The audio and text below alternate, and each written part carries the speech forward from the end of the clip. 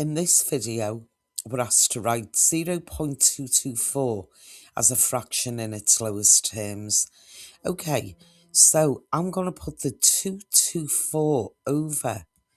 Now, when I say how many figures there is, so there's 1, 2, 3 decimal places there, it's got to have 3 zeros.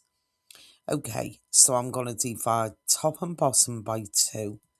So half it, I'll get 112 on the top and I'll get 500 on the bottom. Both even numbers, so I can still carry on halving it. So I'm going to get 56 on the top, 250 on the bottom. Okay, I can half it again, they're both still even. So I've got 28 on the top and I've got 125 on the bottom. Right, now I can't half anymore because I've now hit an odd number. So I'm going to go up now so I could keep going along dividing by 2. But this time I can't because I've got this problem with the 5 on the end. So I'm going to think, will 3 divide in?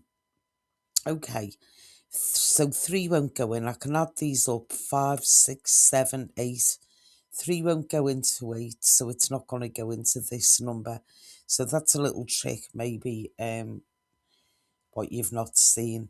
So if I add these numbers up, 5, 6, 7, 8, 3 won't go into 8, so it won't go into the 125 as well. Okay, I'll go again. So will 4 go in? Well, if 2 didn't go in, the chances are 4 won't. I can see 5 won't go in. I can see that 7 is a factor of the 28. So will 7 go into this 125 at the bottom? Let's see. So be 7, 8, 9, 10, 11. That would give us 55. So no.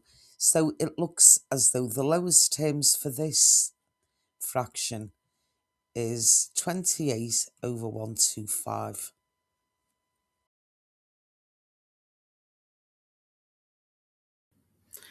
If you'd like more support with maths, my email is on screen.